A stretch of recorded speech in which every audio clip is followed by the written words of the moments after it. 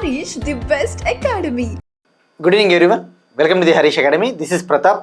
Today we will discuss June 18th, 2026 current affairs in detail. ఇవాళ మన first topic international రిలేషన్స్కి సంబంధించి G7 summit 2026కి సంబంధించి మనము ఇంపార్టెంట్ అవుట్కమ్స్ గురించి తెలుసుకోవాలండి. మనం గత కొన్ని క్లాసుల నుంచి కూడా డిస్కస్ చేసుకుంటున్నాం. ప్రైమ్ మినిస్టర్ నరేంద్ర మోడీ గారు ఫ్రాన్స్ మరియు స్లోవేకియా కంట్రీకి వెళ్ళారు. అక్కడ G7 సమ్మిట్ 2026లో పాల్గొన్నారు. ముఖ్య అతిథిగా భారతదేశం అనేది G7లో మెంబర్ కాకపోయినప్పటికీ కూడా France President Emmanuel Macron invitation ఇవ్వడంతో మోడీ గారు వెళ్ళి అక్కడ అటెండ్ అయ్యారని చెప్పేసి తెలుసుకున్నాం. అలానే ఇండియా ఫ్రాన్స్ కలిసి సంయుక్తంగా లాంచ్ చేసిన భారత్ ఇన్నోవేట్స్ ప్లాట్ఫామ్ 2026లో ఆయన పాల్గొన్నారు. అవి కూడా మనం డిస్కస్ చేసుకున్నాం. ఇవన్నీ కూడా మనం డిస్కస్ చేసుకున్నాం. సో ఇప్పుడు ఆ 52nd G7 సమ్మిట్ 52వ G7 సదస్సు ముగిసింది కాబట్టి మనకి ముఖ్యమైన అవుట్కమ్స్ ఏమైనా ఉన్నాయో తెలుసుకోవాలి. ఎప్పుడైనా గుర్తుపెట్టుకోండి, ఇంటర్నేషనల్ రిలేషన్స్ పాయింట్ ఆఫ్ వ్యూలో ఇవి ఎలా ఉంటాయంటే, ఒక సమ్మిట్ జరిగినప్పుడు బ్రిక్స్ సమ్మిట్ కావచ్చు, సార్క్ సమ్మిట్ కావచ్చు, ఏషియన్ సమ్మిట్, ఆ సమ్మిట్స్ జరిగిన తర్వాత ఆ దేశాలు కొన్ని డిక్లరేషన్స్ని తీసుకొని వస్తాయి, లేదంటే కొన్ని ముఖ్యమైన ప్రోగ్రామ్స్ని, ముఖ్యమైన కార్యక్రమాలని అనౌన్స్ చేస్తారు. వాటి యొక్క ముఖ్య ఉద్దేశం ఏంటో మనం తెలుసుకోవాలి. ఇటీవలే మనం డిస్కస్ చేసుకున్నాం. బ్రిక్స్ అగ్రికల్చరల్ మినిస్టర్స్ మీటింగ్ మధ్యప్రదేశ్లోని ఇండోర్లో జరిగింది. అక్కడ ఇండోర్ డిక్లరేషన్ అని చెప్పేసి సస్టైనబుల్ అగ్రికల్చరల్ కోసం, సుస్థిరమైన వ్యవసాయం కోసము ఒక డిక్లరేషన్ని కూడా లాంచ్ చేశారని చెప్పేసి. సో అలాగ మనము ఈ సమ్మిట్లో తీసుకున్న ముఖ్యమైన నిర్ణయాలు తెలుసుకోవాలి. ఫస్ట్ ఈ యొక్క G7 సమ్మిట్ విషయానికి వస్తే, ఈ సంవత్సరం జరిగినది 52వ సదస్సు అన్న విషయం గుర్తుపెట్టుకోండి. 52nd G7 సమ్మిట్ ఎక్కడ జరిగింది అంటే ఫ్రాన్స్లోని ఎవియన్ లెస్ బెయిన్స్ అనే సిటీ, అనే సిటీలో జరిగింది. June 15th నుంచి June 17th వరకు జరిగింది. మరి ఇక అగైన్ మరొక్కసారి మనము దాన్ని ఏమంటారు, కోర్ తెలుసుకోవాలి. స్టాటిక్ పాయింట్ ఆఫ్ వ్యూలో ఆ యొక్క గ్రూప్ హిస్టరీ, ఇందులో 7 కంట్రీస్ ఉంటాయని చెప్పేసి మనం ఆల్రెడీ తెలుసుకున్నాం. Canada, France, Germany, Italy, Japan, United Kingdom, America, 7 countries. European Union అనేది మెంబర్ కాదు, బట్ అది కూడా లైక్ సమావేశాల్లో పాల్గొంటుంది. మెయిన్గా అయితే ఈ 7 కంట్రీస్ డెవలప్డ్ కంట్రీస్ అనే విషయం గుర్తుపెట్టుకోండి. సో మరి ఇక నెక్స్ట్ సమ్మిట్ ఎక్కడ జరగబోతుంది? 2027 G7 సమ్మిట్ వచ్చేసి అమెరికాలో జరగబోతుంది. రైట్. మరి ఇక్కడ తీసుకున్న నిర్ణయాలు ఏంటివి అంటే, ప్రైమ్ మినిస్టర్ నరేంద్ర మోడీ గారు ఒక ముఖ్యమైన ప్రతిపాదన చేశారు. ఈ G7 కంట్రీలు ఏవైతే ఉంటాయో, ఈ G7 కంట్రీలు, అలానే ఈ గ్లోబల్ సౌత్ కంట్రీస్ ఏవైతే ఉంటాయో, అంటే ఈ దక్షిణార్ధగోళంలో ఉన్న దేశాలు ఉన్నాయి కదా, ఉదాహరణకు ఈ లాటిన్ అమెరికా కంట్రీస్, ఇటువంటివి. సో మనం వీటి అన్నింటినీ కూడా డెవలప్ చేయాలి. సో ఇండియాకి ఈ G7 కంట్రీస్కి మధ్య ట్రేడ్ని ఇంప్రూవ్ చేయాలి, వాణిజ్యాన్ని పెంపొందించాలి, కనెక్టివిటీని ఇంప్రూవ్ చేయాలన్న ఉద్దేశంతో ప్రైమ్ మినిస్టర్ మోడీ గారు ఇంపాక్ట్ అనే ఒక ఆలోచనని ఆయన ప్రతిపాదించారు. గుర్తుపెట్టుకోండి, ఇలా కూడా అడుగుతాడు ఎగ్జామ్లో ఎప్పుడైనా కూడా. ప్రైమ్ మినిస్టర్ మోడీ గారు ఇటీవల ఇంపాక్ట్ అనే ఒక ఐడియాని ప్రపోజ్ చేశారు. ఏ సదస్సులో ప్రపోజ్ చేశారు? ఆప్షన్స్ వచ్చేసి G7, G20, బ్రిక్స్, ఏషియన్, అట్లా ఆప్షన్స్ ఇవ్వచ్చు. సో మరి ఇక్కడ ఇంపాక్ట్ని ఆల్రెడీ మనకి జనరల్గా చూసుకుంటే, ఇండియాకి, మిడిల్ ఈస్ట్కి, యూరప్కి కలిపి ఒక ఎకనామిక్ కారిడార్ ఉంది. India, middle east, Europe economic corridor అని చెప్పేసి, ఆ కారిడార్ తరహాలో ఇంపాక్ట్ కారిడార్ని ఏర్పాటు చేయాలని చెప్పేసి మోడీ గారు ప్రతిపాదించారు, ప్రపోజ్ చేశారు. మరి ఇక్కడ అబ్రివేషన్ తెలుసుకోవాలి. ఎప్పుడైనా కూడా దాని యొక్క పూర్తి పేరేంటి డైరెక్ట్గా అడుగుతాడు. ఇంపాక్ట్ అంటే International Mobilisation Partnership for Accelerating Connectivity and Trade, impact అన్న విషయం గుర్తుపెట్టుకోండి. సో ఇందులో G7 దేశాలు ఇండియా యొక్క టాలెంట్ని ఉపయోగించుకొని మన గ్లోబల్ సౌత్ని అభివృద్ధి చేద్దాం అన్న ఉద్దేశంతో మోడీ గారు ప్రపోజ్ చేశారు. రైట్. ఇక గ్లోబల్ సౌత్ మరొకసారి చాలాసార్లు చెప్పానండి, ఈ టర్మ్ అనేది చాలా ఇంపార్టెంట్. ఈ టర్మ్ని ఎవరు తొలిసారిగా యూజ్ చేశారు, ఎవరు ఉపయోగించారు? అమెరికాకు చెందిన ఒక పొలిటికల్ ఎకనమిస్ట్, ఒక political activist, political scientist Carl Oglesby అనే ఆయన. ఇలాంటివి అడుగుతాడండి ఎగ్జామ్లలో. మరి ఇంకా ఏం నిర్ణయాలు తీసుకున్నారు? మెయిన్గా ఒక ముఖ్యమైన ప్రోగ్రామ్ని లాంచ్ చేశారు. G7 ప్లస్ స్పోర్ట్స్ నెట్వర్క్ అని చెప్పేసి ఒకటి లాంచ్ చేశారు. G7+ పోర్ట్స్ నెట్వర్క్ ఈ యొక్క సముద్ర మార్గాల ద్వారా డ్రగ్ ట్రాఫికింగ్ ఎక్కువగా జరుగుతూ ఉంది. సముద్ర మార్గాల ద్వారా డ్రగ్స్ని అక్రమ రవాణా చేస్తూ ఉంటారు. సో ఈ సముద్ర మార్గాల ద్వారా జరుగుతూ ఉన్న ఈ డ్రగ్ నెట్వర్క్ని, డ్రగ్ ట్రాఫికింగ్ని అరికట్టడానికి G7+ పోర్ట్స్ నెట్వర్క్ని ఏర్పాటు చేస్తూ ఉన్నట్టు ప్రకటించారు. ఈ యొక్క మ్యారీటైమ్ రూట్స్ ద్వారా డ్రగ్ ట్రాఫికింగ్ నెట్వర్క్ జరుగుతూ ఉంది. ఆ డ్రగ్ ట్రాఫికింగ్ నెట్వర్క్ని మనము డిస్మాంటిల్ చేయాలి, దాన్ని డిస్ట్రాయ్ చేయాలి, దాన్ని నాశనం చేయాలన్న ఉద్దేశంతో G7+ పోర్ట్స్ నెట్వర్క్ని లాంచ్ చేస్తూ ఉన్నట్టు ప్రకటించారు. ఇది మోస్ట్ ఇంపార్టెంట్ థింగ్ అండి, డైరెక్ట్గా అడుగుతాడు. ఇంకా కొన్ని తీసుకున్న నిర్ణయాలు ముఖ్యమైనవి. మైగ్రెంట్ స్మగ్లింగ్స్ని అరికట్టాలి అని చెప్పేసి నిర్ణయం తీసుకున్నారు. మైగ్రెంట్స్ అనేది వలసదారులని అక్రమంగా వేరే దేశాలకు తరలిస్తూ ఉంటారు. మైగ్రెంట్ స్మగ్లింగ్స్ని అరికట్టాలి. ఈ యొక్క మ్యారిటైమ్ డ్రగ్ ట్రాఫికింగ్ని అరికట్టడానికి G7+ పోర్ట్స్ నెట్వర్క్. అలానే ప్రస్తుతం democratic republic of Congo, Uganda దేశాలలో, ఆఫ్రికా ఖండంలోని దేశాలైన democratic republic of Congo, Uganda కంట్రీస్లో ఎబోలా అవుట్ బ్రేక్ అనేది ఎక్కువగా జరుగుతూ ఉంది. ఎబోలా వ్యాధి విస్తరిస్తూ ఉంది. మరి ఏ వైరస్ ద్వారా వస్తుంది? ఎబోలాలో వివిధ రకాల వైరస్లు ఉంటాయి. ఎబోలా వైరస్ అని ఒకటి ఉంటుంది, బుండిబుగ్యో అనే ఒక ఎబోలా వైరస్ ఉంటుంది. ప్రస్తుతం డెమోక్రటిక్ రిపబ్లిక్ ఆఫ్ కాంగో, ఉగాండాలో బుండిబుగ్యో అనే ఎబోలా వైరస్ ఎక్కువగా విస్తరిస్తూ ఉంది. దాన్ని కంట్రోల్ చేయాలని చెప్పేసి నిర్ణయం తీసుకున్నారు. అలానే ప్రైవేట్ నిధుల్ని సమీకరించాలి అని చెప్పేసి నిర్ణయం తీసుకున్నారు, మొబిలైజింగ్ ప్రైవేట్ క్యాపిటల్. ఇక అలానే ముఖ్యంగా డెవలపింగ్ కంట్రీస్, ఈ యొక్క అభివృద్ధి చెందుతా ఉన్న దేశాలు ఎక్కువగా ఆర్థిక సమస్యలు ఎదుర్కొంటూ ఉన్నాయి. అప్పుల సమస్యని, డెట్ ప్రాబ్లమ్స్. మరి ఆ డెట్ ప్రాబ్లమ్స్ని కంట్రోల్ చేయాలి అంటే డెవలప్మెంటల్ ఫినాన్స్ అవసరము. అంటే ఆర్థికంగా చేయూతను అందించాలి ఈ అభివృద్ధి చెందిన దేశాలు. సో దానికోసం IMF, వరల్డ్ బ్యాంక్ 3 పిల్లర్ అప్రోచ్ని బలోపేతం చేద్దామని చెప్పేసి పిలుపునిచ్చాయి. Strengthening of the IMF, world bank 3 pillar approach for the developmental finance and డెప్ట్ మేనేజ్మెంట్. సో ఇవి అండి, మోర్ దాన్ ఎనఫ్ ఇలాంటి డిక్లరేషన్స్. ఇక G7 ఎప్పుడు ఏర్పాటైందండి? 1975లో ఏర్పాటైంది. దీనికి సెక్రటరేట్ అంటూ ఏముండదండి, దీనికి ప్రధాన కార్యాలయం అంటే ఏముండదు. దీనికి ఇది ఒక ఇన్ఫార్మల్ గ్రూప్ అని చెప్పవచ్చు. G7లో రష్యా మెంబర్గా ఉన్నిందా అంటే 1997లో రష్యా జాయిన్ అయింది. కానీ 2014లో రష్యాని G7 గ్రూప్ నుంచి సస్పెండ్ చేశారు. ఎందుకంటే అది ఉక్రెయిన్లోని క్రిమియా భూభాగాన్ని ఆక్రమించినందుకు, ఉక్రెయిన్లోని క్రిమియా పెనిన్సులాని ఆక్యుపై చేసినందుకు గాను. నెక్స్ట్ వన్, ఒక మోస్ట్ ఇంపార్టెంట్ టాపిక్ అండి. ట్రేడ్ మార్క్ హక్కులను పొందిన భారతదేశంలోని మొదటి ఆలయం. ట్రేడ్ మార్క్ హక్కులను పొందిన భారతదేశంలోని మొదటి ఆలయం. First temple in India to got trademark rights. First temple in India to got trademark rights. మరి ఏ టెంపుల్ అంటే ఒడిషాలోని పూరిలోని జగన్నాథ్ టెంపుల్. ఒడిషాలోని పూరిలోని lord Jagannath temple trade mark హక్కులను పొందిన భారతదేశంలోని మొదటి ఆలయంగా రికార్డు సృష్టించింది. ఇక్కడ ట్రేడ్ మార్క్స్ అంటే ఏంటివి మనం డిస్కస్ చేసుకున్నాం. ఇటీవల కాలంలో GI ట్యాగ్స్ గురించి డిస్కస్ చేసుకున్నాం, పేటెంట్స్ ఇటువంటివి మనం చెప్పుకున్నాం. ట్రేడ్ మార్క్ అనేది ఒక మేధో సంపత్తి హక్కు.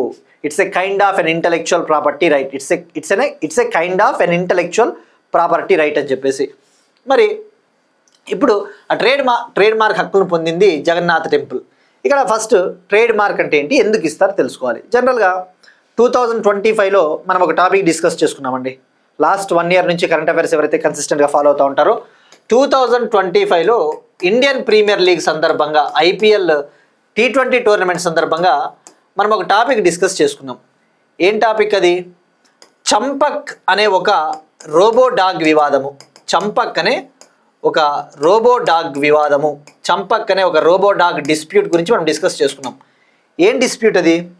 2025లో IPL జరుగుతూ ఉన్నప్పుడు BCCI, board of control for cricket in India, BCCI సంస్థ ఒక రోబో డాగ్ని ఇంట్రొడ్యూస్ చేసింది, రోబో కుక్కని. దాని పేరు చంపక్. అయితే అక్కడ ట్రేడ్ మార్క్ వివాదం తలెత్తింది. ఎందుకు? యాక్చువల్లీ చంపక్ అనేది న్యూఢిల్లీలో చంపక్ మ్యాగజిన్ అని ఒక సంస్థ విడుదల చేస్తుంది. చంపక్ పేరిట ఒక మ్యాగజిన్ని, చిల్డ్రన్స్ మ్యాగజిన్ని. సో మీరు ఆ చంపక్ మ్యాగజిన్ అనేది ఆ పేరు మాది, మీరెట్లా ఆ రోబో డాగ్కి ఆ పేరు పెడతారు అని చెప్పేసి హైకోర్టులో కూడా పిటిషన్ వేశారు. చిల్డ్రన్స్ మ్యాగజిన్ మనం అప్పుడు క్లియర్గా డిస్కస్ చేసుకున్నాం.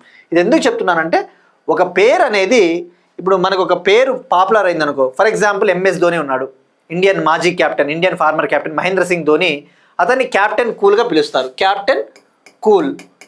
క్యాప్టెన్ కూల్ అనే దానికి సంబంధించి ఆ వర్డ్కి సంబంధించి కూడా MS Dhoni last year trade mark apply చేస్తే యాక్సెప్ట్ చేసింది భారత ప్రభుత్వము. ట్రేడ్ మార్క్ అంటే ఇప్పుడు మనం ఏదైనా ఒక పేరుతో మనం పాపులర్ అయ్యామనుకోండి, మనం ట్రేడ్ మార్క్ అప్లై చేసుకోవచ్చు. మరి ట్రేడ్ మార్క్ అనేది ఇంటెలెక్చువల్ ప్రాపర్టీ రైట్ అన్నా కదా, వేటికి ఇస్తారు జనరల్గా ట్రేడ్ మార్క్స్ని? లోగోలకి, లోగో అంటే సింబల్స్ ఉంటాయి కదా, లోగోలకి, డిజైన్స్కి, లోగోలకి, ఉదాహరణకి వర్డ్స్, కొన్ని రకాల పదాలు, క్యాప్టెన్ కూలు, చంపక్, ఫ్రేజెస్ అంటే సెంటెన్స్ ఉంటాయి కదా, అటువంటి వాటికి జనరల్గా ట్రేడ్ మార్క్స్ని పొందవచ్చు అనమాట. సో ఇప్పుడు జగన్నాథ్ టెంపుల్కి ట్రేడ్ మార్క్ వచ్చింది. ఎందుకు వచ్చిందంటే జగన్నాథ్ టెంపుల్కి సంబంధించి నీలచక్ర లోగో ఒకటి ఉంటుంది, ఒక లోగో, నీలచక్రము అంటారు. అంటే 8 వీల్డ్ 8 చక్రాలు ఉండే ఒక లోగో, లార్డ్ జగన్నాథుని చక్రము, ఆ నీలచక్ర లోగోకి. అలానే 2 ముఖ్యమైన పదాలకి ట్రేడ్ మార్క్ వచ్చింది. అంటే ఇక నుంచి ఆ నీలచక్ర లోగోని ఎవరు వాడకూడదు, ఆ పదాలని ఎక్కడ ఉపయోగించకూడదు. మరి ఆ పదాలు ఏవి అంటే, ఒకటి పతిత పవన, పతిత పవన, పతిత పవన అనే వర్డ్కి వచ్చింది. పతిత పవన అంటే విష్ణువుని, లార్డ్ విష్ణువుని సేవియర్ ఆఫ్ ద ఫాలెన్గా పిలుస్తారు. అంటే ఇక మనం పూర్తిగా ఇక దాన్ని ఏమంటారు, కుంగిపోయినప్పుడు మనల్ని పైకి తీసుకొని వచ్చేవాడు భగవంతుడు, అదొక పదానికి. అలానే ఆనంద బజర, ఆనంద బజర, ఆనంద బజర అనే పదానికి కూడా ట్రేడ్ మార్క్ వచ్చింది. ఆనంద బజర అంటే అక్కడ జగన్నాథ్ టెంపుల్లో ప్రసాదం తయారు చేసే డైనింగ్ ఏరియా. సో ఇవన్నీ నేను ఎందుకు చెప్తున్నానంటే, మళ్ళీ అగైన్ అండ్ అగైన్ చెప్తున్నానండి, ఇవన్నీ సైన్స్ అండ్ టెక్నాలజీలో ఇంటెలెక్చువల్ ప్రాపర్టీ రైట్స్లో వెళ్ళిపోతాయి, కరెంట్ అఫైర్స్లో వెళ్ళిపోతాయి. సో ఇది అండి, ఈ ఒక లోగోకి 2 పదాలకి వచ్చిందన్న విషయం గుర్తుపెట్టుకోండి. మరి ఇక్కడ తెలుసుకోవాల్సింది, ఒక్కసారిగా మనం ఆ టెంపుల్ గురించి కొద్దిగా తెలుసుకోవాలి. ఒక 2 పాయింట్లు.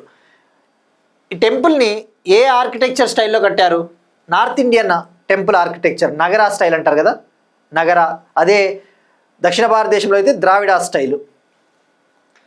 మరి కళింగ ఆర్కిటెక్చర్లో, కళింగ పద్ధతిలో ఈ ఆలయాన్ని నిర్మించారు. కళింగ అనేది నగరాలో సబ్ స్టైల్, నగరాలో ఒక స్టైలు. ఇక ఇక్కడ మెయిన్గా 3 దేవుళ్ళు ఉంటారు. మెయిన్గా అయితే లార్డ్ జగన్నాథ్, లార్డ్ విష్ణువు, ఆయనతో పాటు లార్డ్ జగన్నాథుని సిస్టర్ దేవి సుభద్ర, లార్డ్ జగన్నాథుని ఎల్డర్ బ్రదర్ లార్డ్ బలభద్ర. అంటే ముగ్గురికి సంబంధించిన డీటీస్ అని ఆలయాలు.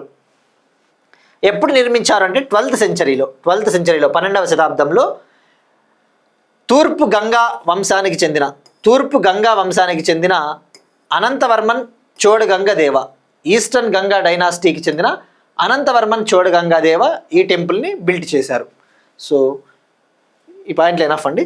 ఇక మీరు చూసుకుంటే ట్రేడ్ మార్క్ అనేది మనం ఒక్కసారి తెలుసుకోవాల్సింది. జనరల్గా వేటికి ఇస్తారు అంటే, వర్డ్స్కి కావచ్చు, లోగోలకి, సింబల్స్కి, ఫ్రేజెస్కి, ఏదైనా సైన్స్ అంటే, సైన్ అంటే ఏంటి, సంతకాలు, అటువంటి వాటికి జనరల్గా ట్రేడ్ మార్క్స్ ఇస్తారు. తద్వారా ఆ ట్రేడ్ మార్క్ పొందిన వస్తువులైనా సేవలనైనా ఇక వేరే వాళ్ళు ఉపయోగించకూడదు. మరి ట్రేడ్ మార్క్స్ని మేనేజ్ చేసే మినిస్ట్రీ ఏది? వీటిని నిర్వహించే ministry of commerce and industry, పరిశ్రమలు మరియు వాణిజ్య మంత్రిత్వ శాఖ కింద ఉండే డిపిఐఐటి విభాగము, department for the promotion of industry and internal trade, DPIIT విభాగం కింద ఉండే controller general of patents, designs and trade marks, controller general of patents, designs and trade marks manage చేస్తుంది ట్రేడ్ మార్క్స్ని. ఇక ట్రేడ్ మార్క్స్ సంబంధించి చట్టం ఉంది, trade mark act 1999 ఉంది, trade marks rules 2017 ఉంది. ఆ విషయం గుర్తుపెట్టుకోండి. ఇక జిఐకి సంబంధించి ఏ యాక్ట్ ఉంది? GI of goods and registration act 1999, GI act కూడా 1999 అనే విషయం గుర్తుపెట్టుకోండి. ఇక మీరు చూస్తే ఇక్కడ 2025 జూన్ 30లో ఎంఎస్ ధోని క్యాప్టెన్ కూల్ పదానికి ట్రేడ్ మార్క్ అప్లై చేస్తే భారత ప్రభుత్వం యాక్సెప్ట్ చేసింది. మరి ట్రేడ్ మార్క్ అప్లై చేసిన వెంటనే ఇస్తారా అంటే ఇవ్వరండి. ఇప్పుడు మనం ఫర్ ఎగ్జాంపుల్ ఒక పదానికి ట్రేడ్ మార్క్ అప్లై చేసుకున్నాం అనుకోండి, మనం అప్లై చేసుకున్న తర్వాత 120 రోజుల వరకు థర్డ్ పార్టీ నుంచి కనుక ఎటువంటి అభ్యంతరం రాకపోతే, మూడో వ్యక్తి నుంచి ఎటువంటి అభ్యంతరం రాకపోతే అప్పుడు మనకి ట్రేడ్ మార్క్ ఇస్తారు. Trade mark will be granted if no objection or opposition is raised by any third party within 120 days of its acceptance.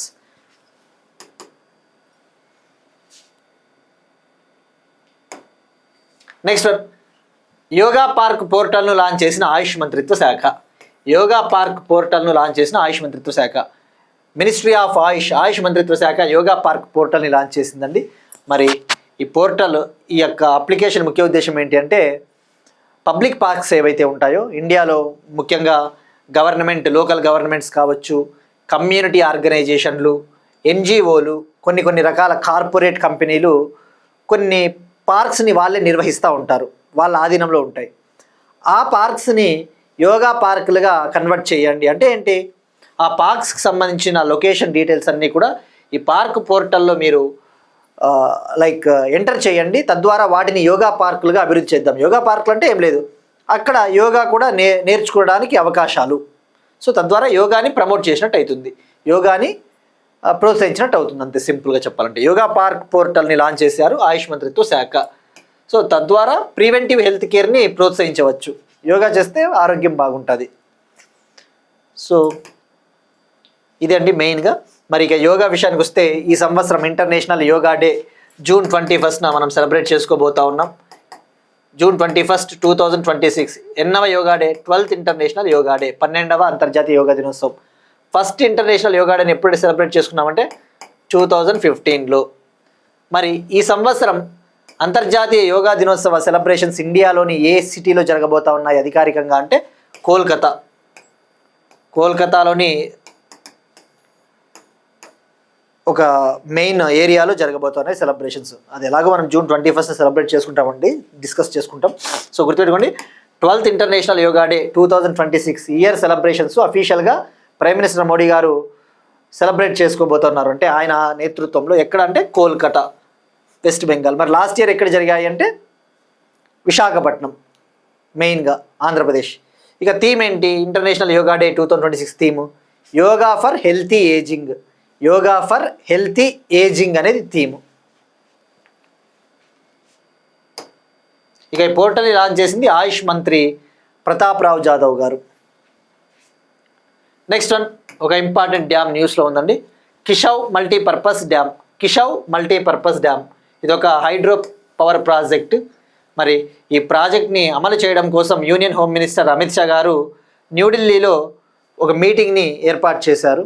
మరి ఇక్కడ ఎగ్జామ్ పాయింట్ ఆఫ్ వ్యూలో ఇటువంటి హైడ్రో పవర్ ప్రాజెక్ట్స్ వార్తల్లో ఉన్నప్పుడు అవి ఎక్కడ, వాటిని ఆ యొక్క ప్రాజెక్టుని ఎక్కడ నిర్మించబోతా ఉన్నారు, దాని కెపాసిటీ ఎంత, దానివల్ల ఉపయోగాలు ఏంటి, అటువంటివి తెలుసుకోవాలండి. ఈ కిషవ్ మల్టీపర్పస్ ప్రాజెక్ట్ అనేది ఇది ఒక హైడ్రో పవర్ ప్రాజెక్ట్ అండి. ఇది హిమాచల్ ప్రదేశ్కి ఉత్తరాఖండ్కి బార్డర్లో ఈ యొక్క హైడ్రో పవర్ ప్రాజెక్ట్ని నిర్మిస్తూ ఉన్నారు. Himachal ప్రదేశ్కి ఉత్తరాఖండ్కి border.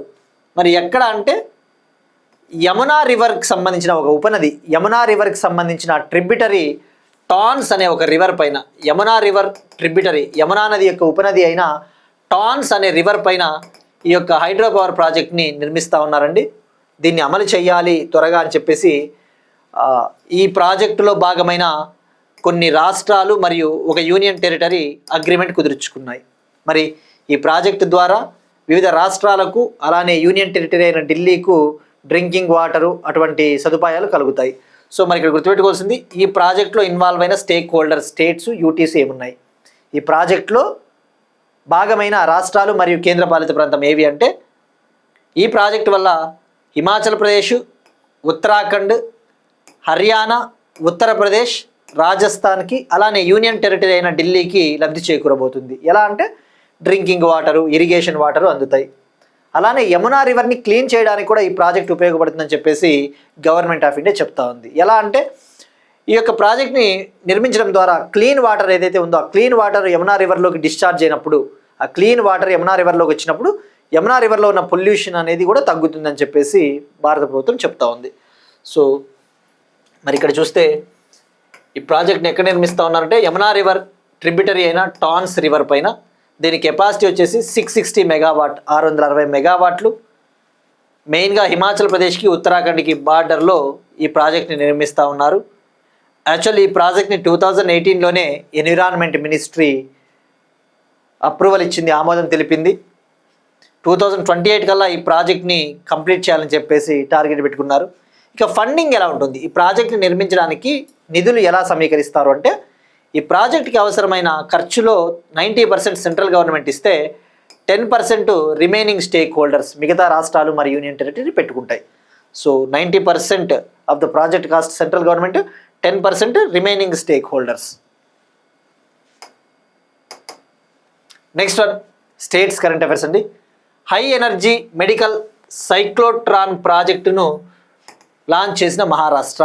High energy medical cyclotron ప్రాజెక్టును, ఈ ప్రాజెక్టుకు ఆమోదం తెలిపిన మహారాష్ట్ర ప్రభుత్వము 300 కోట్లతో హై ఎనర్జీ మెడికల్ సైక్లోట్రాన్ ప్రాజెక్టుని ఏర్పాటు చేయబోతా ఉంది నాగపూర్లో.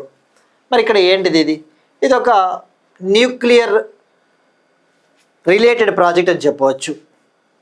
మరి ఈ ప్రాజెక్ట్ ముఖ్య ఉద్దేశం ఏంటి అంటే మనకి ఇది ఒక న్యూక్లియర్ మెడిసిన్ ప్రాజెక్ట్ అని చెప్పవచ్చు. జనరల్గా మెడిసిన్లో వైద్య రంగంలో రకరకాల రేడియో ఐసోటోప్స్ని యూజ్ చేస్తారు. రేడియో ఐసోటోప్స్ ఉంటాయి కదా, ఉదాహరణకు ఫ్లోరిన్ 18 అని, ఫ్లోరిన్ 18, అయోడిన్ 123 అని, ఇటువంటి రేడియో ఐసోటోప్లని వైద్య రంగంలో యూజ్ చేస్తారు.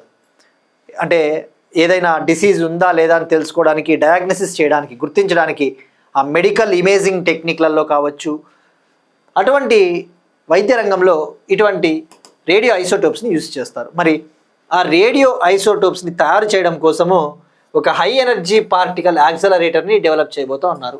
ఆ రేడియో ఐసోటోప్స్ని మ్యానుఫ్యాక్చర్ చేయడం కోసం ఒక హై ఎనర్జీ పార్టికల్ యాక్సలరేటర్ని డెవలప్ చేయబోతూ ఉన్నారు. మరి ఇందులో భాగంగా స్వదేశీయంగా ఇండిజీనస్గా ఈ యొక్క రేడియో ఐసోటోప్స్ని ప్రొడ్యూస్ చేస్తారు, ఉత్పత్తి చేస్తారు. సో 300 కోట్ల ప్రాజెక్ట్ అనే విషయం గుర్తుపెట్టుకోండి. మహారాష్ట్ర ఉదాహరణకు ఫ్లోరిన్ 18 అనే ఒక రేడియో ఐసోటోపు. ఈ ఐసోటోప్ని PET-CT స్కాన్స్లో యూజ్ చేస్తారు. వైద్య రంగంలో PET-CT స్కాన్లలో ఉపయోగిస్తారు. Next one Telangana current affairs. హైదరాబాద్లో టెస్లా ఎక్స్పీరియన్స్ కేంద్రము. తెలంగాణలోని హైదరాబాద్లో ఎలక్ట్రిక్ వెహికల్స్ కంపెనీ, అమెరికాకు చెందిన ఎలాన్ మస్క్కు చెందిన electric vehicles company Tesla experience సెంటర్ని లాంచ్ చేసిందండి. మరి ఇక్కడ మనం ఆల్రెడీ డిస్కస్ చేసుకున్నాం. టెస్లా కంపెనీ భారతదేశంలో తన మొట్టమొదటి సెంటర్ను ముంబైలో లాంచ్ చేసింది అని చెప్పేసి మహారాష్ట్ర. మరి ఇప్పుడు టెస్లా హైదరాబాద్లో ఎక్స్పీరియన్స్ సెంటర్ని లాంచ్ చేసింది. ఓవరాల్గా టెస్లా కంపెనీకి ఇది 5వ కేంద్రం అని చెప్పవచ్చు, 5th సెంటర్ అని చెప్పవచ్చు. మరి గతంలో ఆల్రెడీ ఎక్కడ లాంచ్ చేసింది? ముంబై మహారాష్ట్ర, ఆ తర్వాత న్యూఢిల్లీ, గురుగ్రామ్ హర్యానా, బెంగళూరు కర్ణాటక, ఇప్పుడు హైదరాబాదు. మనం డిస్కస్ చేసుకున్నామండి ఈ టాపిక్ క్లియర్గా లాస్ట్ మంత్ అనుకుంటాను. ముంబైలో ఏర్పాటు చేసిన సెంటరు టెస్లా యొక్క మొట్టమొదటి భారతీయ సెంటర్. ఇండియాలో టెస్లా యొక్క ఫస్ట్ సెంటరు ముంబై. మరి టెస్లా కంపెనీ యొక్క పూర్తి స్థాయి కేంద్రము, టెస్లా కంపెనీ యొక్క ఫుల్ ఇంటిగ్రేటెడ్ సెంటర్ ఇండియాలో ఎక్కడ ఏర్పాటు చేశారు అంటే గురుగ్రామ్ హర్యానా. అంటే ఏంటి ఫుల్ ఇంటిగ్రేటెడ్ సెంటర్ అంటే? ఆ గురుగ్రామ్ సెంటర్లో షోరూమ్ ఉంటుంది, అక్కడే సర్వీస్ సెంటర్ ఉంటుంది, అక్కడే ఛార్జింగ్ స్టేషన్స్ అవన్నీ కూడా ఉంటాయి. సో హైదరాబాద్లో ఏర్పాటు చేశారండి, గుర్తుపెట్టుకోండి. మన దేశంలో టెస్లా కంపెనీకి ఇది 5th సెంటర్ అన్న విషయం గుర్తుపెట్టుకోండి. ఇక్కడ హైదరాబాద్లో ఏర్పాటు చేసిన ఎక్స్పీరియన్స్ సెంటర్లో 2026 వై ప్రీమియం, మోడల్ వైఎల్ అనే కార్స్ని ఇక్కడ చూడొచ్చు. వాటితో పాటు ఆ టెక్నాలజీ, ఆ యొక్క వెహికల్స్ పనితీరు, ఆ వెహికల్స్ పర్ఫార్మెన్స్ ఎలా ఉంటుందో అవన్నీ కూడా తెలుసుకోవచ్చు.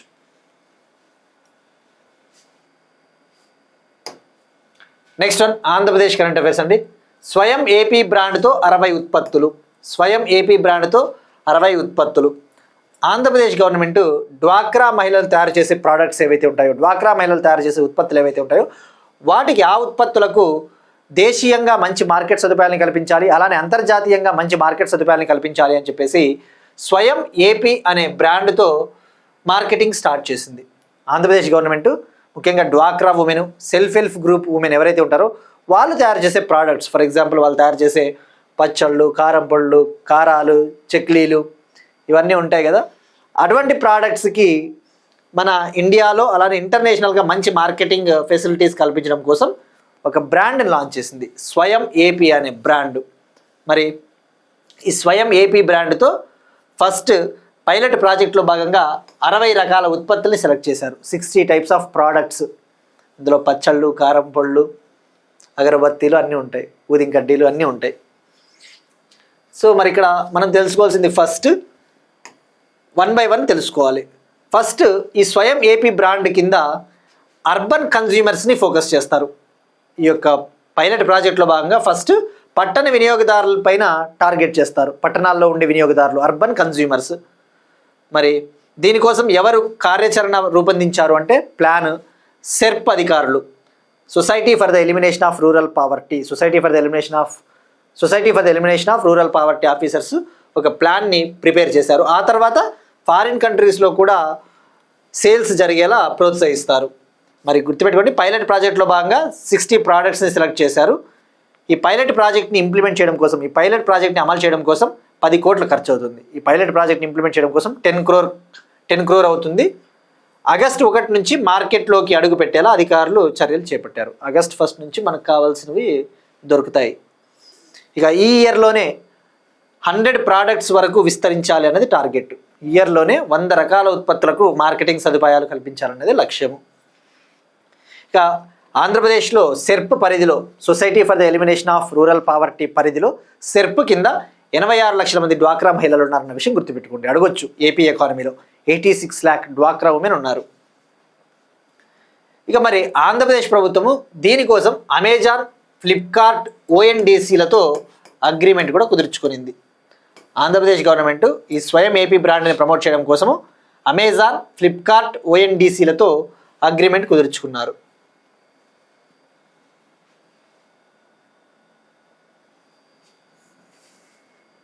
ఇక అలానే విశాఖపట్నము, విజయవాడల్లో ఆర్డర్ ప్రాసెసింగ్ కేంద్రాలను కూడా ఏర్పాటు చేస్తారు. నెక్స్ట్ వన్, ఆంధ్రప్రదేశ్లో బీచ్ షాక్స్ ఏర్పాటుపై జీవో జారీ. ఆంధ్రప్రదేశ్లో బీచ్ షాక్స్ ఏర్పాటుపై జీవో జారీ. ఆంధ్రప్రదేశ్ గవర్నమెంట్ టూరిజంని ప్రమోట్ చేయాలి అని చెప్పేసి, ముఖ్యంగా విశాఖపట్నము, సూర్యలంక అటువంటి బీచ్లలో టూరిజంను ప్రమోట్ చేయాలి, పర్యాటక రంగాన్ని అభివృద్ధి చేయాలని చెప్పేసి బీచ్ షాక్స్ని ఏర్పాటు చేయబోతూ ఉంది. బీచ్ షాక్స్ అంటే ఏం లేదండి, ఇక్కడ మనకి చూస్తూ ఉంటాం కదా, బీచ్లలో మొత్తం అన్ని సదుపాయాలు ఉంటాయి. బీచ్ బెడ్స్ ఉంటాయి, మనం ఫుడ్ని ఆర్డర్ చేసుకోవచ్చు, మనకు కావాల్సిన ఫుడ్ని ఆర్డర్ చేసుకోవచ్చు, వంటకాలు ఉంటాయి, కాక్టైలు, బీర్లు అన్నీ దొరుకుతాయి, తాజా జ్యూస్లు అన్నీ లభిస్తాయి. సో ఈ విధంగా చెప్పాలంటే ఇప్పుడు మనకి గోవా కల్చరు, అటువంటి కల్చర్ని ఇక్కడ తీసుకొని వస్తూ ఉన్నారని చెప్పొచ్చు. సో తద్వారా టూరిజం అనేది ఇంప్రూవ్ అవుతుంది అని చెప్పేసి ఆంధ్రప్రదేశ్ ప్రభుత్వం ఆలోచన. సో మరి ఆంధ్రప్రదేశ్ రాష్ట్రంలో ఈ బీచ్ షాక్స్ ఏర్పాటు కోసం AP excise department GO number 362ను రిలీజ్ చేసింది. సో ఇక్కడ ఎగ్జామ్ పాయింట్ ఆఫ్ వ్యూలో ఎప్పటి నుంచి ఇది అమల్లోకి వస్తుందంటే సెప్టెంబర్ 1 నుంచి 2029 ఆగస్టు వరకు బీచ్ షాక్స్ని సెటప్ చేయబోతూ ఉన్నారు. పైలట్ ప్రాజెక్టులో భాగంగా సూర్యలంక బీచ్, విశాఖపట్నం బీచ్లలో వీటిని ఏర్పాటు చేస్తారు.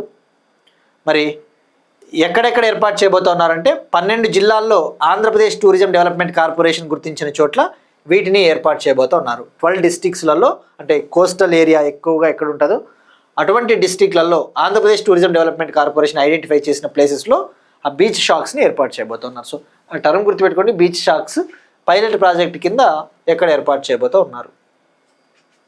ఆల్రెడీ ఆంధ్రప్రదేశ్ గవర్నమెంట్ ముఖ్యంగా టూరిజంని డెవలప్ చేయడం కోసము క్యారవన్ టూరిజం అని చెప్పేసి, క్యారవన్ టూరిజం అంటే వెహికల్స్లో వెళ్ళేసి మనం ఎక్కడ చూసి రావచ్చు కదా ప్రదేశాలని, క్యారవన్ టూరిజం అని.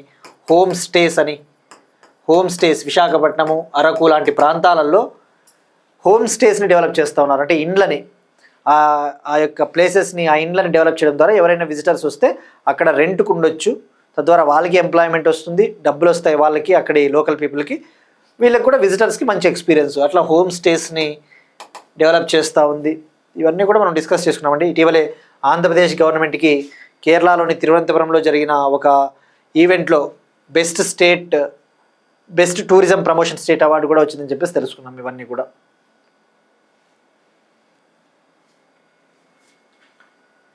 ఇక అరకు కూడా నిన్ననే మనం డిస్కస్ చేసుకున్నాం. అల్లూరు సీతారామరాజు డిస్టిక్లోని అరకు వ్యాలీకి మోస్ట్ ఇన్స్టాగ్రామబుల్ ల్యాండ్స్కేప్ అవార్డు వచ్చింది. ఈ అవార్డుని గోవాలో జరిగిన మీటింగ్లో అందుకుంది ఆంధ్రప్రదేశ్ ప్రభుత్వం అని చెప్పేసి కూడా తెలుసుకున్నాం.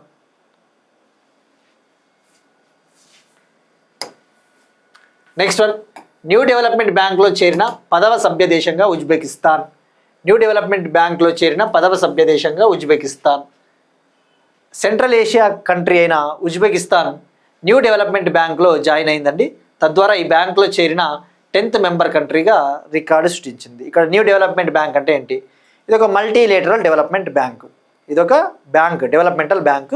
దీన్నే బ్రిక్స్ బ్యాంక్ అని కూడా అంటారని చెప్పేసి మనం గతంలో తెలుసుకుందాం. బ్రిక్స్ బ్యాంక్ అంటే బ్రిక్స్ దేశాలు ఏర్పాటు చేసిన bank, NDB, new development bank. ఈ న్యూ డెవలప్మెంట్ బ్యాంక్లో ఉజ్బెకిస్తాన్ 10th కంట్రీగా జాయిన్ అయింది. అట్ ద సేమ్ టైం ఈ బ్యాంక్లో చేరిన మొట్టమొదటి సెంట్రల్ ఏషియా దేశంగా కూడా చరిత్ర సృష్టించింది. ఈ బ్యాంక్లో జాయిన్ అయిన ఫస్ట్ సెంట్రల్ ఏషియన్ కంట్రీగా రికార్డు సృష్టించింది. ఇక్కడ సింపుల్గా తెలుసుకోవడానికి ఏం లేదండి, ఎన్డీబీ గురించి తెలుసుకోవాలా. న్యూ డెవలప్మెంట్ బ్యాంక్ లేదా దీన్నే బ్రిక్స్ బ్యాంక్ అని అంటారు. మరి ఇది ఎప్పుడు ఏర్పాటైందంటే 2014లో బ్రెజిల్లోని ఫోర్టలెజాలో జరిగిన 2014లో బ్రెజిల్ కంట్రీలోని ఫోర్టలెజా అనే సిటీలో జరిగిన బ్రిక్స్ సమ్మిట్లో అగ్రిమెంట్ సైన్ చేశారు. ఈ యొక్క ఎన్డీబీని ఏర్పాటు చేయాలని చెప్పేసి 2014లో జరిగిన బ్రిక్స్ ఫోర్టలెజా సదస్సులో నిర్ణయం తీసుకున్నారు. 2015లో ఈ యొక్క న్యూ డెవలప్మెంట్ బ్యాంక్ని ఏర్పాటు చేశారు. దీని హెడ్ క్వార్టర్స్ వచ్చేసి షాంఘై, చైనా. దీని హెడ్ క్వార్టర్స్ షాంఘై, చైనా. మరి రీజనల్ ఆఫీసెస్ ఉంటాయి దీనికి, అంటే ప్రాంతీయ కార్యాలయాలు బ్రెజిల్లో ఉంది, సౌత్ ఆఫ్రికాలో ఉంది. దీనికి ప్రాంతీయ కార్యాలయాలు బ్రెజిల్లో ఉంది, సౌత్ ఆఫ్రికాలో కూడా ఉంది. మరి ఇప్పుడు మెంబర్ కంట్రీస్ ఎన్ని ఉన్నాయండి? ఉజ్బెకిస్తాన్తో కలుపుకుంటే 10 దేశాలు, రైట్. మరి ఇక్కడ మనం 1 by 1 తెలుసుకోవాలి. ఎన్డీబీకి సంబంధించి ఎలా ఉంటుంది ప్యాటర్ను? ఎన్డీబీలో ప్రతి కంట్రీకి కూడా ఈక్వల్ ఓటింగ్ పవర్ ఉంటుంది. ఈక్వల్ ఓటింగ్ పవర్ అంటే జనరల్గా వరల్డ్ బ్యాంకు, ఏషియా డెవలప్మెంట్ బ్యాంకులో తీసుకుంటే సభ్య దేశాలకి సమానమైన ఓటింగ్ హక్కులు ఉండవు. World bank, Asian development bank తీసుకుంటే అందులో మెంబర్ కంట్రీస్కి ఈక్వల్ ఓటింగ్ పవర్ ఉండదు. కానీ న్యూ డెవలప్మెంట్ బ్యాంక్లో మాత్రము మెంబర్ కంట్రీస్కి ఈక్వల్ ఓటింగ్ పవర్ ఉంటుందన్న విషయం గుర్తుపెట్టుకుంటే ఇది చాలా ఇంపార్టెంట్. మరి ఇక్కడ మనం తీసుకుంటే ఎప్పుడైనా కానీ అఫీషియల్ వెబ్సైట్ చెక్ చేసుకోవాలి. ఇటువంటి బ్యాంక్స్ న్యూస్లో ఉన్నప్పుడు new development bank official website చూస్తే ఫౌండర్ కంట్రీస్ మాత్రం ఈ యొక్క న్యూ డెవలప్మెంట్ బ్యాంక్ని ఏర్పాటు చేసిన వ్యవస్థాపక దేశాలు, ఫౌండర్ కంట్రీస్ ఈ 5 దేశాలు: Brazil, Russia, India, China, south Africa. ఆ తర్వాత న్యూ మెంబర్స్ వరుసగా జాయిన్ అవ్వకుంటూ వచ్చాయి. 2021లో బంగ్లాదేశ్ జాయిన్ అయింది, 2021 అక్టోబర్లో యుఏఈ కంట్రీ జాయిన్ అయింది, 2023లో ఈజిప్ట్ జాయిన్ అయింది, 2025 మేలో అల్జీరియా జాయిన్ అయింది 9వ దేశంగా, 2026 జూన్లో ఉజ్బెకిస్తాన్ 10వ దేశంగా జాయిన్ అయింది. మరి ఇక్కడ ప్రాస్పెక్టివ్ మెంబర్స్ అని ఉంటాయి. ప్రాస్పెక్టివ్ అంటే భవిష్యత్తులో చేరగలిగే అర్హత ఉన్న దేశాలు, ప్రాస్పెక్టివ్ మెంబర్ కంట్రీస్ అంటారు. ప్రాస్పెక్టివ్ మెంబర్ కంట్రీస్ జాబితాలో ఉరుగ్వే ఉంది, కొలంబియా ఉంది, ఇథియోపియా ఉంది.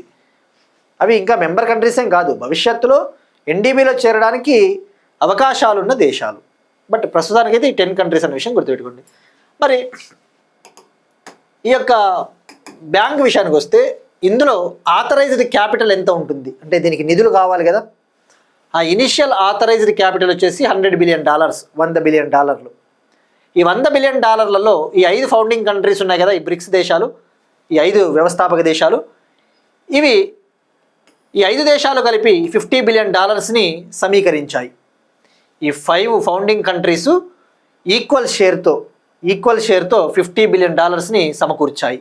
అంటే ఈ 50 బిలియన్ 5 దేశాల మధ్య డివైడ్ చేయాలి. ఒక్కొక్క దేశం 10 బిలియన్ ఇచ్చిందని అర్థం. అట్లా. సో ఇదేంటి మనకి న్యూ డెవలప్మెంట్ బ్యాంకు. మరి న్యూ డెవలప్మెంట్ బ్యాంకులో ఎవరు చేరవచ్చు? United nation member countries. United nation countries ఉంటాయి కదా, యుఎన్ కంట్రీస్, ఐక్యరాజ్య సమితి దేశాలు. ఆ ఐక్యరాజ్య సమితి దేశాల్లో ఏ దేశమైనా కూడా న్యూ డెవలప్మెంట్ బ్యాంకులో చేరవచ్చు. మరి దీని పర్పస్ ఏంటి, ఉద్దేశం ఏంటి? ఈ యొక్క దేశాలకు సంబంధించి డెవలప్మెంటల్ ప్రాజెక్ట్స్, అభివృద్ధి ప్రాజెక్టులకి, ఏదైనా సస్టైనబుల్ డెవలప్మెంట్ ప్రాజెక్ట్స్, సుస్థిరమైన అభివృద్ధి ప్రాజెక్టులకి, మౌలిక వసతుల ప్రాజెక్టులకి అవసరమైన ఫండ్స్ ఇస్తుంది అనమాట new development bank. Next one, మేఘాలయలో కొత్త లింక్స్ సాలెపురుగు జాతి గుర్తింపు. మేఘాలయ స్టేట్లో కొత్త లింక్స్ సాలెపురుగు జాతి గుర్తింపు. మేఘాలయ స్టేట్లో న్యూ లింక్స్ స్పైడర్ స్పీషీస్ని డిస్కవర్ చేశారు శాస్త్రవేత్తలు. ఇక్కడ మనం డిస్కస్ చేసుకున్నాం చాలాసార్లు, ఇటువంటి నార్త్ ఈస్ట్ రాష్ట్రాలలో రోజుకొక పురుగు, పాము, తేలు, కప్ప ఇవన్నీ కూడా కనుక్కుంటుంటూనే ఉంటారు.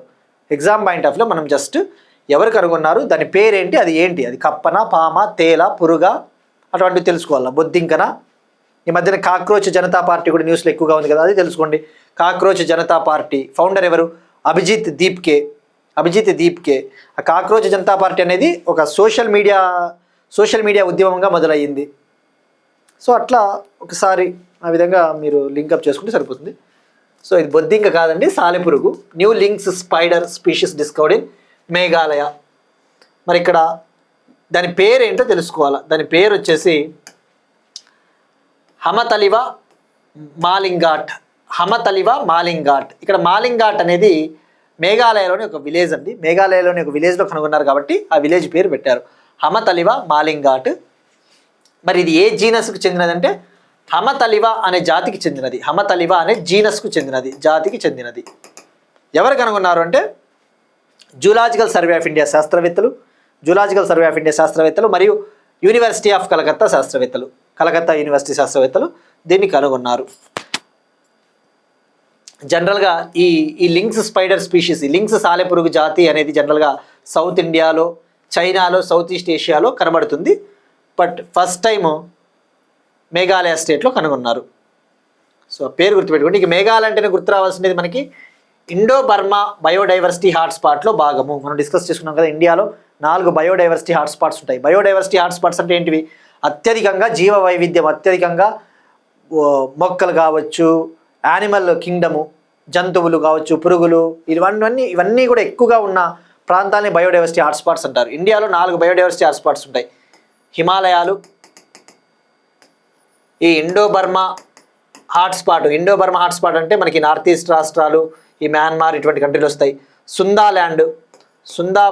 సుందా బయోడైవర్సిటీ హాట్స్పాట్ అంటే ఈ Indonesia, Philippines, Brunei, even Andaman Nicobar, ఇవి కూడా సుందా బయోడైవర్సిటీ హాట్స్పాట్స్ కిందకు వస్తాయి. వెస్ట్రన్ ఘాట్స్, పశ్చిమ కనుమలు, ఇవి మనకి ఇండో శ్రీలంకన్ బయోడైవర్సిటీ హాట్స్పాట్స్ కిందకి వస్తాయి ఇవన్నీ కూడా. సో హిమాలయాలు, ఇండో బర్మా, వెస్ట్రన్ ఘాట్స్, ఈ సుందా ల్యాండ్, 4 బయోడైవర్సిటీ హాట్స్పాట్స్ ఇండియాలో.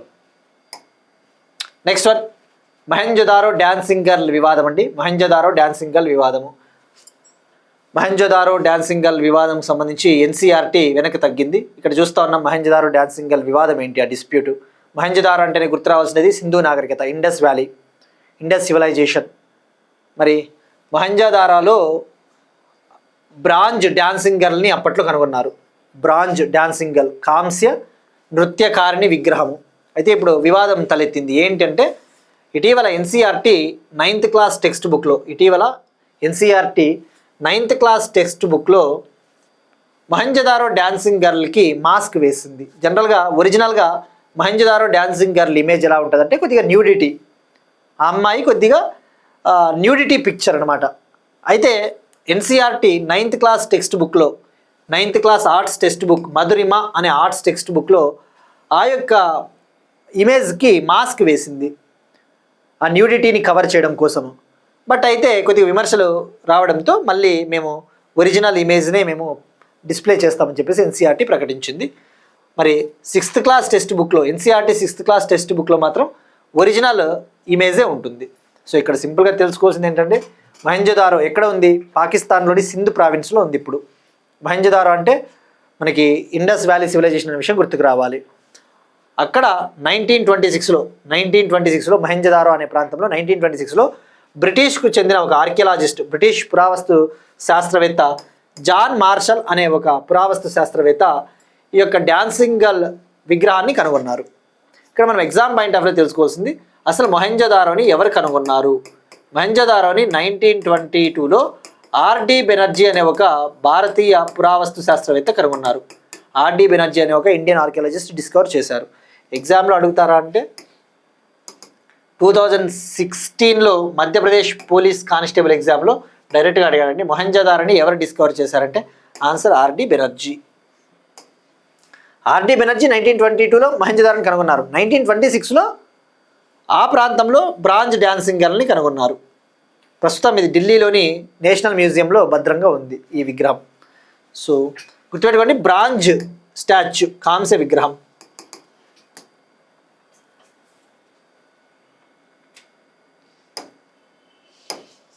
Next one national statistical commission చైర్మన్గా Saibal Chattopadhyay. Government of India prime minister Narendra Modi గారి నేతృత్వంలోని appointments committee of the cabinet ACC national statistical కమిషన్కి చైర్మన్గా సైబల్ చటోపాధ్యాయ్ గారిని నియమించింది. మరి ఇక్కడ మనం తెలుసుకోవాల్సింది నేషనల్ స్టాటిస్టికల్ కమిషన్ అంటే ఏంటి.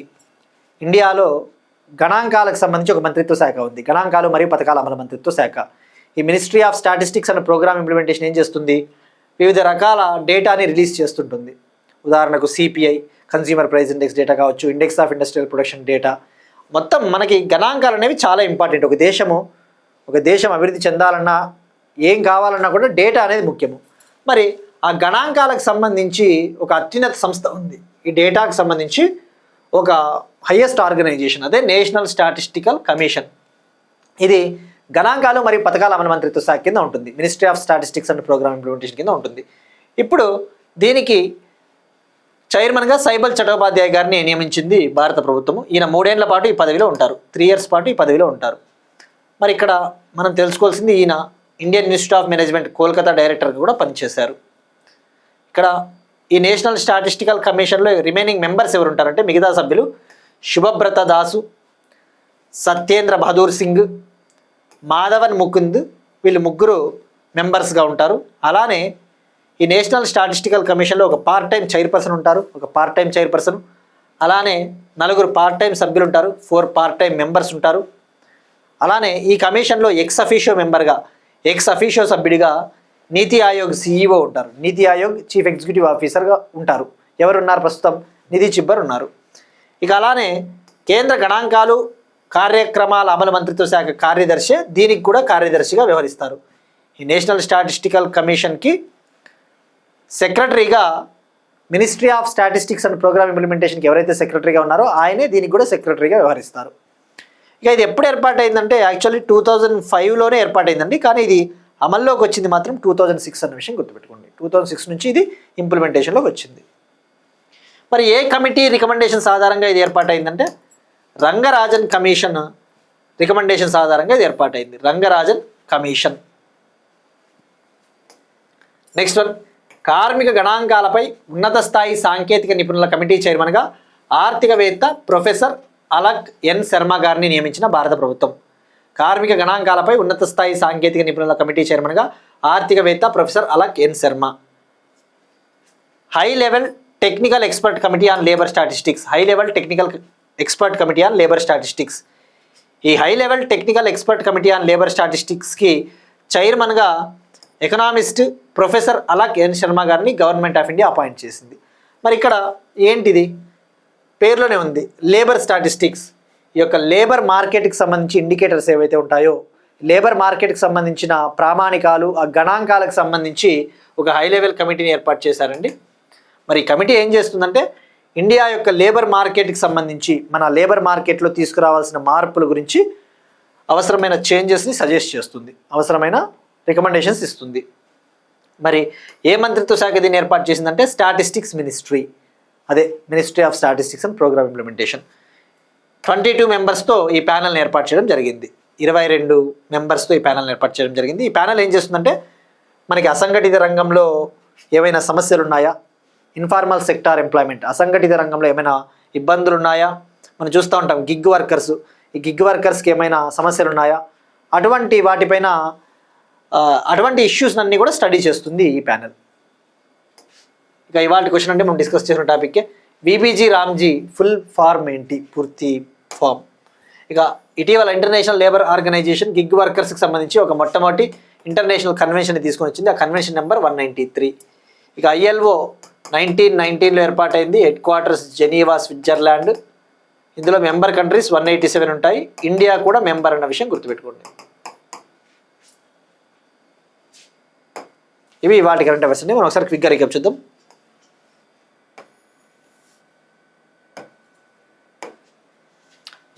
వ G7 సమ్మిట్ 2026, ట్రేడ్ మార్క్ హక్కులను పొందిన భారతదేశంలోని మొదటి ఆలయం, యోగా పార్క్ పోర్టల్ ఆయుష్ మంత్రిత్వ శాఖ, Kishau multipurpose dam, high energy medical cyclotron project Maharashtra, హైదరాబాద్లో టెస్లా ఎక్స్పీరియన్స్ కేంద్రం, స్వయం ఏపీ బ్రాండ్,